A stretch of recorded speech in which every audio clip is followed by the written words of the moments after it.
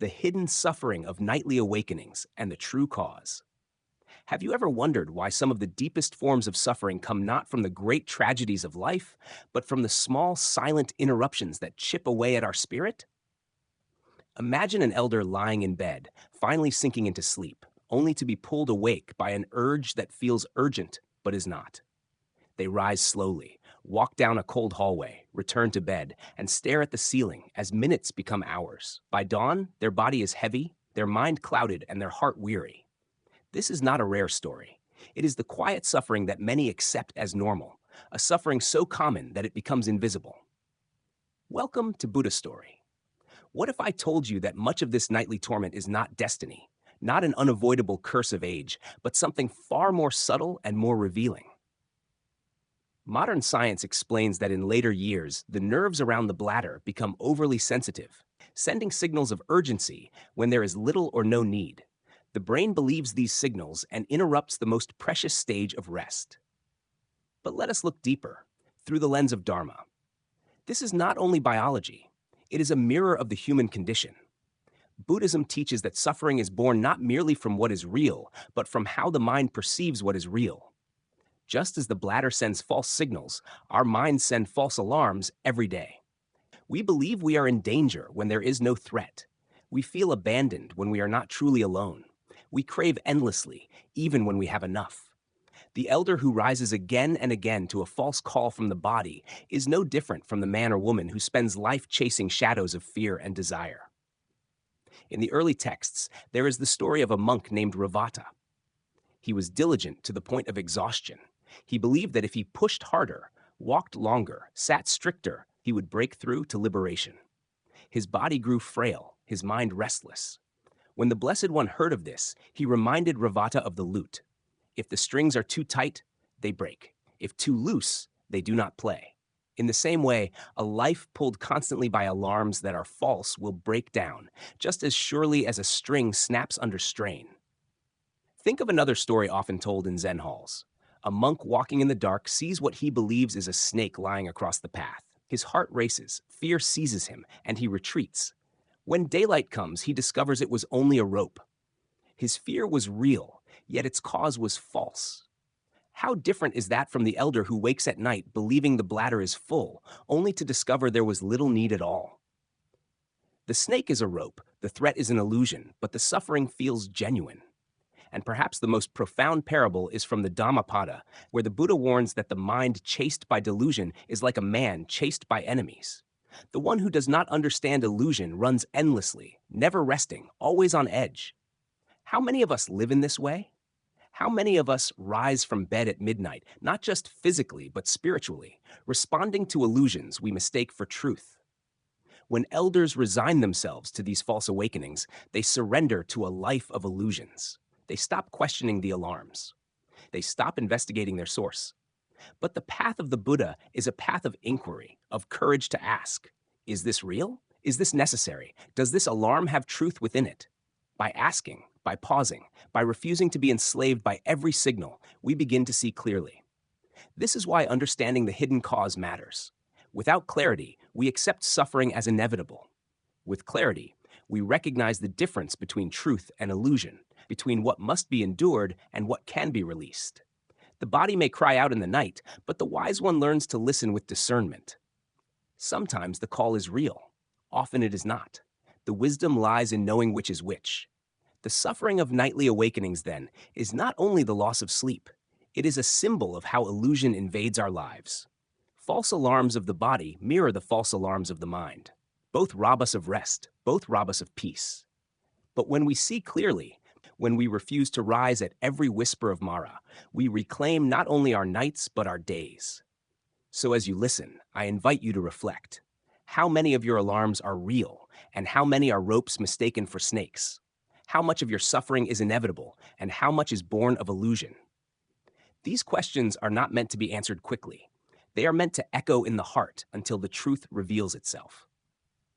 If you find value in this reflection, I encourage you to subscribe to Buddha Story. Your support allows us to continue sharing teachings that remind us all of the wisdom hidden in everyday struggles, the Dharma present even in something as ordinary as a night of broken sleep.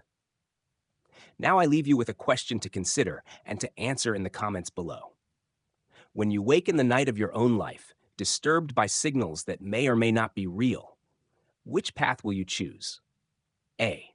To rise immediately, believing every alarm without question.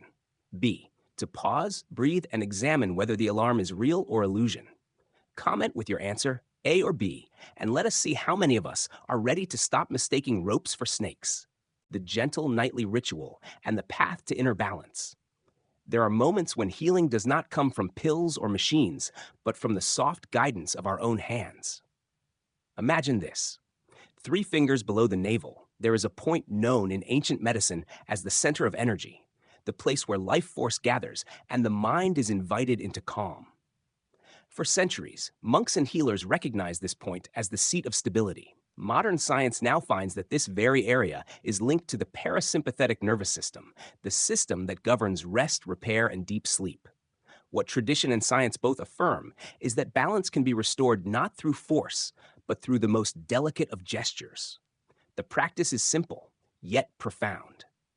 Each night, as you prepare to sleep, rub your palms together until warmth rises. Then rest your hand upon your lower belly, moving in slow circles as if drawing a gentle clock on your own body. Inhale softly through the nose, exhale through the mouth, and let each breath whisper to your nervous system, "You are safe. You may let go." It takes only 3 minutes, but in those 3 minutes, something remarkable begins. The false alarms that once woke you lose their power, the mind quiets, and the body remembers how to rest. This small ritual is not merely physical therapy. It is a practice of mindfulness in motion. The Buddha taught that awareness of the body is a doorway into liberation. When you place your hand on your belly with compassion, you are not only soothing muscles and nerves, you are training the mind to dwell in the present, to release fear, to return home. What seems like a technique to reduce nightly awakenings is, in truth, a way to learn again how to live with gentleness toward yourself. Consider the story of a woman named Eleanor. For years, she woke 3 or 4 times a night. Doctors offered medication, but the side effects frightened her. She felt trapped between exhaustion and chemical dependence. When she encountered this practice, she was skeptical. How could something so small matter? But she tried. The first night brought no miracle. The second night, she noticed her body softened quicker. By the 4th night, she woke only once. By the 7th, she slept through until dawn. She wept not because she had finally slept, but because she realized she had healed herself with nothing more than kindness and patience. In a Buddhist monastery, an elder monk once shared a similar transformation. His students noticed that he had become brighter, calmer, more awake during the day. When they asked his secret, he told them, "For so long I tried to conquer my body with discipline. I forced it to be still. I scolded it when it wandered. But then I remembered that compassion must begin with oneself. Now, each night I rest my hand upon my belly, and I tell my body it is loved." It is strange, but after 70 years of practice, I finally learned that gentleness is the greatest teacher. His words remind us that the way to peace is not through war against ourselves, but through reconciliation with our own being. Medical research echoes this truth. Studies from Japan and South Korea reveal that elders who practiced abdominal massage at this point experienced 30 to 40% fewer nighttime interruptions. Anxiety decreased, sleep improved, and overall well-being rose. The Mayo Clinic now lists abdominal massage as a natural therapy for overactive bladder. These findings show us that what the ancients intuited is now being confirmed in laboratories. The body responds to touch, to warmth, to mindful presence. But let us not stop at science. Let us also understand the symbolism. The circle drawn upon the belly is more than a movement. It is a reminder of impermanence, of cycles that return again and again. Just as the sun sets and rises, just as seasons flow, the circle of your hand teaches the nervous system that there is rhythm in life, and within rhythm, there is safety. Breathing through this motion, you are joining your small body with the vast body of nature, where all things return to rest. Some may ask, why 3 minutes? In Buddhist practice, even a single mindful breath can open the gate to awakening. 3 minutes is long enough to quiet the storm of the mind, short enough to remove the burden of discipline. It is a gentle invitation rather than a demand. Each night, Those 3 minutes become a ritual of remembrance. You are not a victim of aging. You are not at the mercy of your nerves. You are a participant in your own healing. Think of Harold, an elderly man who once said he felt betrayed by his body. Every night he grew resentful. Every morning he woke defeated. When he discovered this ritual, he found more than relief. He found reconciliation. He said, "I thought my body was my enemy, but when I placed my hand upon it, I realized it was only asking for comfort. I gave it that, and it gave me peace in return." His story is not only about sleep, but about transformation. He moved from resistance to acceptance, from hostility to compassion, from despair to hope. So, what does this mean for us? It means that the answers to some of our deepest struggles may not lie in the complexity of technology, but in the simplicity of ancient wisdom. It means that the path to healing often begins not with doing more, but with softening, with releasing, with listening. The ritual of 3 minutes is a practice of reclaiming trust between body and mind, a trust that age and stress often erode. Let us return to the teaching of the Buddha. In every gesture of mindfulness, in every breath of awareness, the seeds of liberation are planted. To massage the belly at night is not just to soothe the bladder, it is to train the mind in compassion, to remind the nervous system that it can rest, and to awaken to the truth that healing lies in the simplest of acts. Therefore, as you prepare for bed tonight, let this be your invitation. Do not rush. Sit quietly, breathe deeply, place your hand with warmth upon your lower belly, and move gently as if you are tracing the cycle of the moon. In those minutes, let your body know it is safe.